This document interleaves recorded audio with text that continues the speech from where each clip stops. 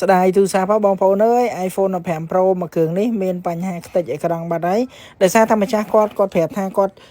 ពេលដែលគាត់ជិះម៉ូតូតាមផ្លូវហ្នឹងមានគេ call មកទៅគាត់ក៏លើកនិយាយណាលើកទៅក៏របូតដៃធ្លាក់បែកអេក្រង់ខ្ទេចហ្មងណាបែកឡើងម៉ត់ហើយមិនធំតែបែកអេក្រង់ទេបងប្អូនបានន័យថាកាមេរ៉ាទាំងមុខទាំងក្រោយគឺបើកលែងចេញទៀតគាំងយកហ្មងណាបើកលែងដំណើរការព្រោះវាចំប្លុកកាមេរ៉ានេះទាំងមុខទាំងក្រោយគឺលែងចេញហ្មងអញ្ចឹងគាត់សម្រេចឲ្យយើងធ្វើការផ្លាស់ប្ដូរអេក្រង់ស៊ីនហើយជាមួយនឹងកាមេរ៉ាស៊ីនទាំងអស់ឲ្យដើរឡើងវិញណាហើយអេក្រង់ក៏យើងបានបញ្ជាក់គាត់ដែរមាន2 3ប្រភេទអញ្ចឹងណាអេក្រង់របស់វាមានប្រភេទស៊ីនម៉ាស៊ីននិងប្រភេទស៊ីនម៉ាស៊ីនដែរតែគាត់ថាវាឆ្កូតកញ្ចក់ខ្លាំងឬក៏ប្រេះស្រាមកញ្ចក់អញ្ចឹងគឺអ៊ុតឡើងវិញណាអាហ្នឹងវាធូរជាងរបស់ស៊ីនរបស់វាបន្តិចអញ្ចឹងគាត់ម្ចាស់គាត់អត់ទេគាត់ថាឲ្យដូរយករបស់ស៊ីនចំរបស់វាហ្មងទៅតម្លៃគាត់អត់ខ្វល់ទេសំខាន់បានស៊ីនទាំងកាមេរ៉ាទាំងអីហ្នឹងណាអញ្ចឹងខ្ញុំក៏ចាប់ផ្ដើមធ្វើការដោះដូរគ្រឿងនិយាយតម្លៃគ្នាត្រូវក៏អូខេយើងផ្លាស់ប្ដូរប្រភេទស៊ីនម៉ាស៊ីនជូនគាត់ណានេះអេក្រង់យើងដាក់ប្រភេទស៊ីនអញ្ចឹងបងប្អូនគឺមួយប្រើមួយដឹងមួយហ្មងណារបស់ស៊ីន Apple បងប្អូនដឹងស្រាប់ហើយគឺដំណើរការប្រើស្រួលដូចដើមវិញទាំងអស់អញ្ចឹងណាឥ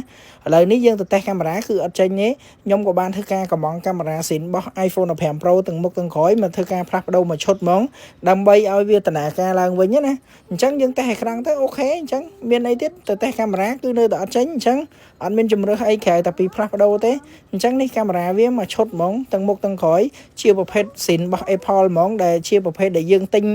បានជាប្រភេទដែលហែកគ្រឿងលក់ណាបានតែគេហែកអេក្រង់ហែកកាមេរ៉ាហែកម៉ាស៊ីនហែកថ្មហែកដូចសាហែក sensor ហែកអីចឹងលក់ទៅអញ្ចឹងយើងបានទិញប្រភេទស៊ីនអញ្ចឹង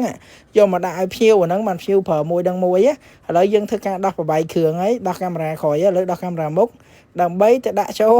ជាមួយនឹងកាមេរ៉ាស៊ីនដែលយើងកំងមកមិញហ្នឹងឯងហើយក្នុងការផ្លាស់ប្ដូរហ្នឹងបានន័យថាយើងរៀបមកស្អាតជូនបានន័យថា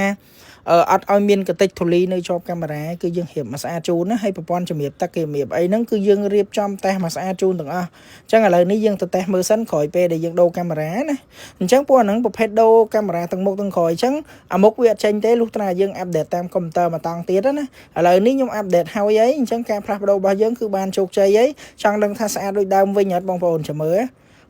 គឺដំណើរការ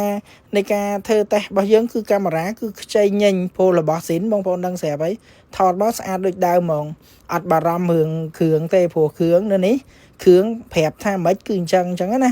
អញ្ចឹងនេះទៅមើលនៅពេលដែលយើងដូរហើយបងប្អូនមើលអេក្រង់ខ្ចីញញហ្មងឃើញទេ